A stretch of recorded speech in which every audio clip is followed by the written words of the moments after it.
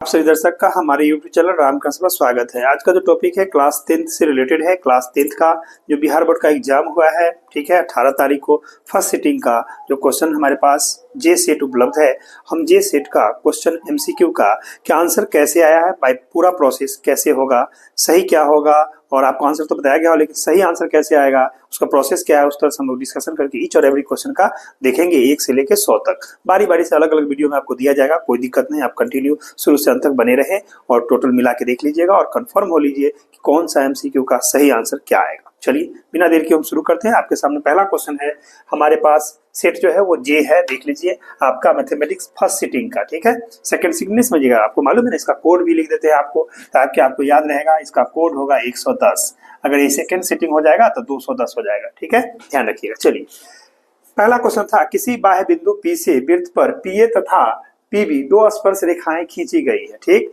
यदि पीए बराबर 8 सेंटीमीटर तो पीबी की लंबाई पूछ रहा है। जैसा कि आप जानते हैं कि किसी बाह्य बिंदु से अगर हम मान लीजिए ये मेरा कोई अगर वृत्त है, ठीक है, और यहाँ से अगर हम बाह्य बिंदु इस तरह से अगर खींचते हैं स्पर्श रेखा, मान लीजिए पी है और ये इसका अगर केंद्र है, यहाँ से 90 डिग्री बनाइए, इस पर जानते हैं 90 डिग्री।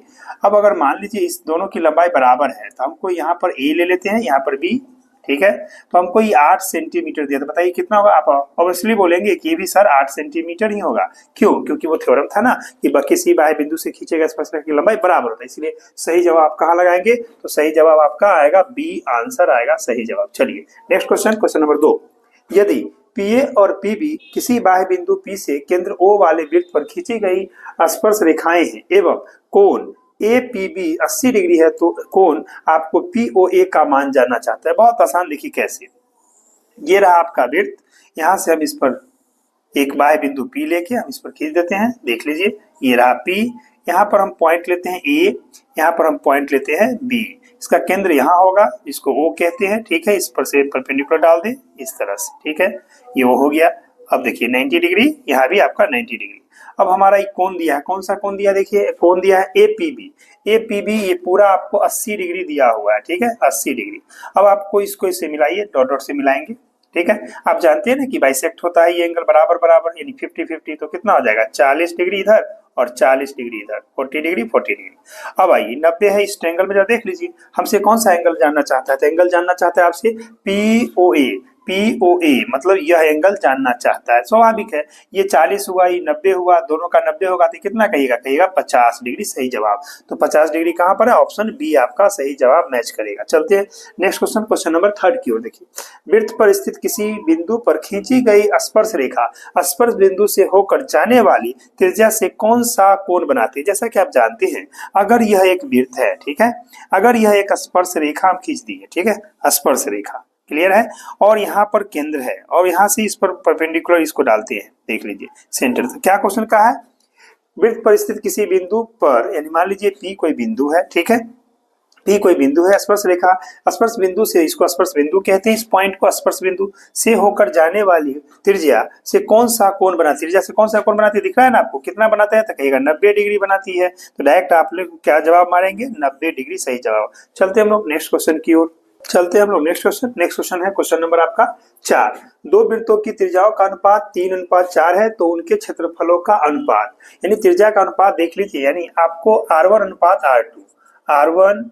बटा R2 का वैल्यू आपको दिया है 3/4, क्या चाहिए, उनके क्षेत्रफल, यानी हम क्षेत्रफल को A1 बटा A2 बोलते हैं, तो ये हो जाएगा पाई R1 का स्क्वायर बाई पाई R2 का स्क्वायर, ठीक है, तो पाई से पाई काट दीजिएगा तो इसको लिख सकते हैं R1 बाई R2 का होल स्क्वायर, ठीक है। अब इसको क्या लिखिएगा, इसका वैल्यू 3/4 है तो लिख दीजिए 3/4 का स्क्वायर, जो कि आपका आएगा 9/16, सही अनुपात 9:16 के रूप में आएगा। तो खोज लीजिए 9:16 कहाँ पर है, तो आपका सी में सही जवाब मैच करेगा। चलिए अगला क्वेश्चन, क्वेश्चन नंबर 5 की ओर बढ़ते हैं। देखिए 42 सेंटीमीटर त्रिज्या वाले वृत्त के उस खंड जिसका केंद्रीय कोण 30 डिग्री है का क्षेत्रफल निकालना है, यानी सीधा सा वैल्यू बैठा दीजिए यहाँ पर, थीटा का मान 30 डिग्री हुआ बट्टा 360, ठीक है, और पाई का मान 22/7 लीजिए, पाई R स्क्वायर होता है ना, तो R का जगह 42, तो 42 गुने 42 सेंटीमीटर स्क्वायर कीजिएगा, काट दीजिएगा, देखिए यहाँ से काटिएगा तो 30 12 तिया 36, 12 आया और यहाँ से काट दीजिएगा कितना, 7 छक 42, 6 से 6 कम, 6 दूना 12, 2 से ये 11 और 11 को 42 से गुना कर देते हैं तो कितना आ जाएगा, 11 दूना 22 और 11 छक 44 और 2 46 यानी 662 सेंटीमीटर स्क्वायर। खोजिए कहाँ पर है, सही जवाब आपका सी में मैच करता है, इसीलिए सही जवाब आपका सी बनेगा। चलिए नेक्स्ट क्वेश्चन, दो वृत्तों की परिधियों का अनुपात 5:7 है तो उनकी त्रिज्याओं का अनुपात क्या होगा, यानी परिधि, जैसा कि आप जानते हैं परिधि को हम बोलते हैं C1/C2, क्या दिया है 5/7 दिया है, जैसा कि आप जानते हैं ये हो जाएगा क्या, वृत्त की परिधि 2πr1 तो 2πr1/2πr2 अलग अलग है तो क्या दिया है, ये अनुपात है आपका 5:7। ठीक, चलिए 2π से 2π कट गया तो हमें क्या मिला, r1/r2 कितना है 5/7, तो हमें क्या चाहिए उसके त्रिज्याओं का अनुपात, हम बोल सकते हैं यहाँ से देयरफॉर r1:r2 बराबर 5:7 मिला, ये कहा है 5:7 यानी सही जवाब आपका ऑप्शन बी मैच करेगा। तो इस तरह से आपका क्वेश्चन नंबर 1 से लेके 6 तक हुआ। चलते हैं नेक्स्ट क्वेश्चन, नेक्स्ट क्वेश्चन है आपका क्वेश्चन नंबर 7, 7 sec स्क्वायर ए माइनस 7 tan स्क्वायर का वैल्यू आपसे जानना चाहता है। कुछ नहीं कीजिए, इसमें से 7 आप कॉमन ले लेंगे तो लिखेंगे आप sec स्क्वायर ए माइनस tan स्क्वायर ए, ठीक है, और आप जानते हो ना कि ये वैल्यू होता है 7 × 1, sec स्क्वायर ए माइनस tan स्क्वायर 1 तो आ गया, सही जवाब 7 आया आपका। खोज लीजिए 7 कहाँ पर मैच करता है, तो सही जवाब आपका ऑप्शन बी से मैच करेगा। चलिए यदि x बराबर a cos थीटा और y बराबर b sin थीटा तो b square x square by plus a square y square का मान जानना चाहता है। कुछ नहीं, वैल्यू बैठा दीजिए। चलिए हम यहाँ पर लिखते हैं b स्क्वायर x स्क्वायर करेंगे तो हो जाएगा a square cos square theta plus यहाँ पर क्या है आपका a स्क्वायर, पहले से a स्क्वायर और तब है y स्क्वायर, इसका स्क्वायर करेंगे तो b square sine square theta. देखिए जरा ध्यान से, दोनों में से हम लोग a स्क्वायर b स्क्वायर बाहर तो हो जाएगा cos square theta plus sine square theta, तो इसको लिख सकते हैं आप a square b square multiply 1, क्यों, क्योंकि आप जानते हैं ना sine square theta cos square 1, इसीलिए सही जवाब क्या आ गया, सही जवाब आया आपका a स्क्वायर b स्क्वायर। तो देखिए कहां पर मैच करता है, ऑप्शन ए में मैच करता है, आपका सही जवाब होगा a स्क्वायर b स्क्वायर। चलिए नेक्स्ट क्वेश्चन, एक मीनार के शीर्ष का उन्नयन कोण उसके पाद से 10 मीटर की दूरी पर 60 डिग्री है तो मीनार की ऊंचाई ज्ञात करना। बहुत आसान, देखिए ये रहा मीनार, ये रहा उसका पाद, तो हम यहाँ पर मान लेते हैं ए बी हमारा मीनार है जो 90 डिग्री यहाँ बनाएगा और यहाँ सी पॉइंट है, कितना कहा पाद से, उसके पाद से 10 मीटर दूरी यानी 10 मीटर का दूरी ले लीजिए। यहाँ पर उन्नयन कोण आपका बनता है कितना डिग्री का, 60 डिग्री का। हमें क्या चाहिए, मीनार की ऊंचाई चाहिए, यही निकालना है। ठीक है, आइए डायरेक्ट हम बोल सकते हैं यहाँ से tan 60 डिग्री क्या होगा, ए बी लंब और बटा आधार BC, tan 60 का मान जानते हैं आप √3 और यहाँ AB का मान जानते हैं तो AB रहने दीजिए, ठीक है, और इसका मान है 10 मीटर, क्रॉस गुना कर देते हैं, इसके नीचे 1 है, क्रॉस गुना कीजिएगा 10√3 मीटर बराबर AB निकालना था तो AB का वैल्यू फाइंड आउट होके आया था, कहिएगा AB बराबर 10√3 मीटर, यानी AB का वैल्यू फाइंड करना था। खोजिए कहां पर है, सही जवाब आपका B मैच करेगा, इसलिए B आपका सही जवाब। चलते हैं हम लोग नेक्स्ट क्वेश्चन की ओर, नेक्स्ट क्वेश्चन है आपका क्वेश्चन नंबर 10, एक पतंग पृथ्वी से 30 मीटर की ऊंचाई पर है, ठीक है, और इसकी डोर पृथ्वी से 60 डिग्री का कोण बनाती है तो डोर की लंबाई ऑप्शन ए में दिया है 30√2 मीटर, ऑप्शन बी में 35√3 मीटर, सी में है 20√3 मीटर और डी में आपका 45√3। आइए बहुत आसान देख लीजिए कैसे। सबसे पहले ये रहा, मान लीजिए पतंग की ऊंचाई और ये रहा इसका डोर ये रहा AC। सपोज कीजिए AB पतंग की ऊंचाई है और AC इसका डोर है, तो क्या कहा, एक पतंग पृथ्वी से 30 मीटर ऊंचा, यानी ये आपका 30 मीटर दिया हुआ है यहाँ से यहाँ तक, समझ रहे हैं। आइए और कहता है इसकी डोर पृथ्वी से 60 का कोण, यहाँ पर जो कोण बनाया है पृथ्वी के साथ 60 डिग्री का, तो हमें बताता है डोर की लंबाई, हमें ये निकालना है। ठीक है, आइए समकोण त्रिभुज में देख लीजिए आप, डायरेक्ट यहाँ से साइन 60 डिग्री लीजिए तो क्या कहिएगा, साइन 60 डिग्री बराबर लंब यानी AB और कर्ण यानी AC। तो यहाँ से साइन 60 का वैल्यू मालूम है आपका √3/2, AB का मालूम है कितना 30 मीटर बटा AC, हमें AC चाहिए, तो ऐसा करें यहाँ से हम कह सकते हैं कि AC बराबर तो 30 गुने 2/√3, तो कुल मिला के कितना आ जाएगा, यहाँ से देख लीजिए 30 दूना 60 और बटा √3 मीटर, इसको रेशनलाइज कर दीजिए √3 से ऊपर नीचे तो कितना आ जाएगा वैल्यू आपका 60√3/3 काट देंगे तो 20, तो वैल्यू जवाब आपका आया कितना, आ गया 20√3 मीटर। खोजिए 20√3 मीटर कहाँ पर है, ऑप्शन सी से मैच कर रहा है, तो इसलिए सही जवाब आपका ऑप्शन सी मैच करेगा। आइए, वर्ग अंतराल 2 से 5, 5 से 8, 8 से 11 के वर्गों की लंबाई, लंबाई क्या होता है, उच्च सीमा माइनस निम्न सीमा। अगर आप 5 में से 2 को माइनस करते हैं तो आपको मिलेगा 3, तो सही जवाब होगा वर्ग की लंबाई 3 आएगा। चलिए नेक्स्ट, यदि 4 लगातार विषम संख्याओं का माध्य 6 है तो सबसे बड़ी संख्या है। पहला ऑप्शन 4.5, 9, 21, 15। आइए, बहुत आसान, आप जानते हैं ना कि सम और विषम की बात होगा तो पहला x लेंगे फिर 2 2 बढ़ाते रहेंगे, तो हमको माध्य दिया है तो यहाँ से लिखते हैं माध्य बराबर कितना दिया है, पहला संख्या आपको हम x मानते हैं, दूसरा को हम x+2 मानते हैं विषम को, अगला प्लस देते हुए हम लिखते हैं यहाँ से प्लस, अगला x+4, अगला हो जाएगा आपका x+6। ठीक है, देख लीजिए 1 2 3 4, 4 ही ने कहा था बटा 4, यही है, देख लीजिए कहा ना लगातार 4 विषम। अब इसका माध्य कितना दिया है, माध्य आपका 6 दिया हुआ है, और यहाँ पर हो जाएगा कितना जोड़ लीजिए x 2 3 4, ऊपर में 4x, 2 और 4 6 6 12, तो इसको लिखते हैं 12 और बट्टा में 4। अब यहाँ से आप कर सकते हैं क्या, देखिए यानी गुना कर सकते हैं, नहीं तो ऐसे लिखिए 6 बराबर 4 कॉमन ले लेते हैं तो x+3 बटा 4, 4 से 4 काट दीजिए तो आपके पास आया 6 बराबर x+3। यहाँ से आप निकालेंगे तो x बराबर 6 - 3 यानी 3 आया, x का मान 3 आया। सबसे बड़ी संख्या कौन होगा, तो सबसे बड़ी संख्या x+6 है, तो कहेंगे x+6 बराबर, यहाँ से लिखेंगे 3 + 6 यानी 9, तो सबसे बड़ी संख्या आपको 9 प्राप्त होगा। इस तरह से आपने देखा क्वेश्चन नंबर 10 से लेकर क्वेश्चन नंबर 12। चलते हम लोग नेक्स्ट क्वेश्चन की ओर। नेक्स्ट क्वेश्चन है आपका क्वेश्चन नंबर 13।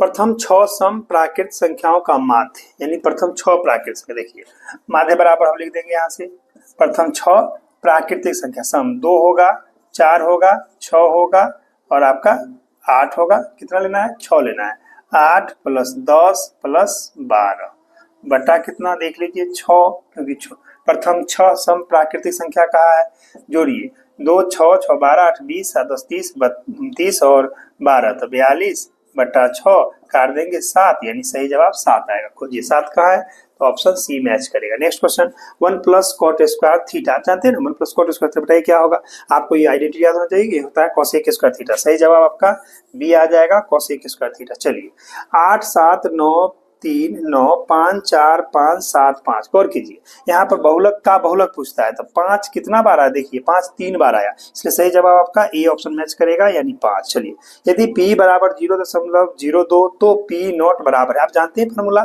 कि आपका pe नॉट का फॉर्मूला होता है 1 - pe, ठीक है, दोनों का जोड़ एक होता है, इसको 1.00 लिख दें और इसमें से माइनस कर लेते हैं हम 0.02, अब माइनस कीजिएगा तो ये हो जाएगा 8, ये हो जाएगा 9 और ये हो जाएगा 0, यानी 0.98 कहाँ मैच कर रहा है, तो ऑप्शन सी आपका सही जवाब होगा। इस तरह से हमने क्वेश्चन 13 से लेके 16 तक देखा। फिर हम बढ़ते हैं नेक्स्ट क्वेश्चन की ओर। चलते हैं हम लोग नेक्स्ट क्वेश्चन है आपका क्वेश्चन नंबर 17। 2 पासों को एक साथ फेंका जाता है, ऊपर आने वाले अंकों का अंतर शून्य होने की प्रायिकता क्या है।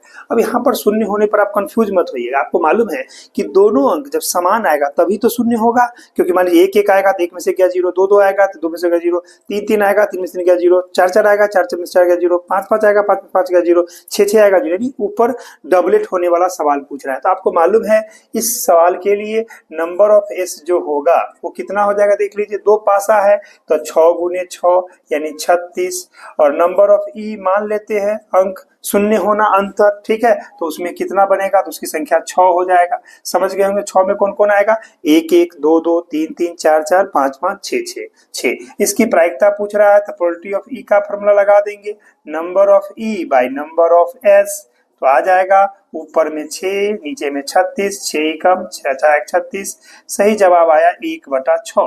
खोजिए 1/6 कहाँ है, ऑप्शन बी में आपका मैच कर रहा है। चलिए अगला क्वेश्चन 18 नंबर। दो सिक्कों की उछाल में दोनों पर शीर्ष आने की प्रायिकता, जैसा कि आप जानते हैं 2 सिक्का उछाल रहे हैं तो उसमें आपका जो एस होगा वो इस तरह से लिखेंगे HH HT, ठीक है, TH या लास्ट में डबल टी, ठीक है। अब इसकी संख्या पूछेगा तो गिन लीजिए 1 2 3 4, तो ये 4 हुआ।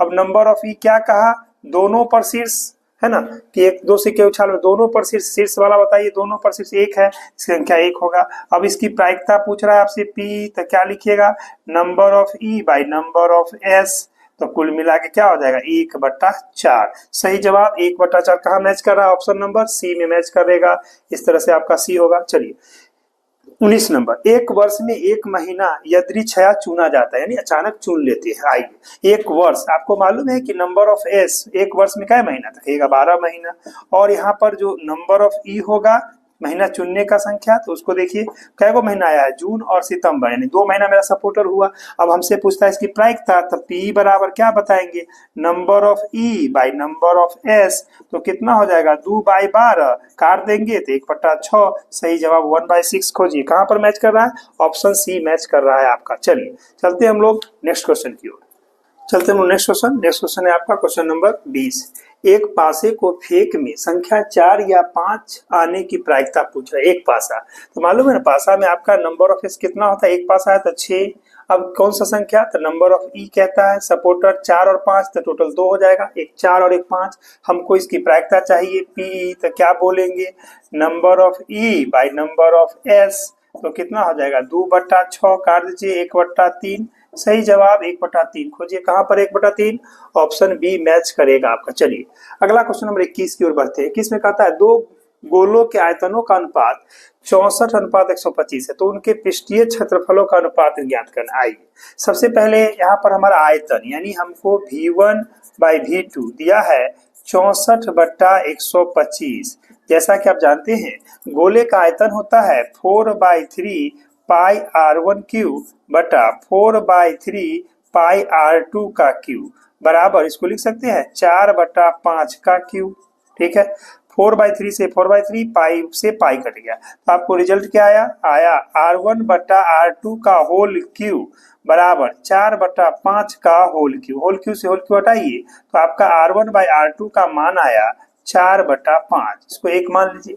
अब क्या कहा, अब कहा उसका पृष्ठीय क्षेत्रफल, पृष्ठीय क्षेत्रफल को हम मान लेते हैं S1/S2। तो क्या होता है गोला का पृष्ठीय क्षेत्रफल, कहिएगा 4 पाई R1 स्क्वायर बटा 4 पाई R2 स्क्वायर। 4 पाई से 4 पाई, तो इसको लिख सकते हैं R1 बटा R2 का स्क्वायर। ठीक है, तो कितना आ जाएगा R1/R2, तो 4, तो इसको लिखिएगा 4/5 का स्क्वायर, जो कि वैल्यू क्या देगा, तो 16/25।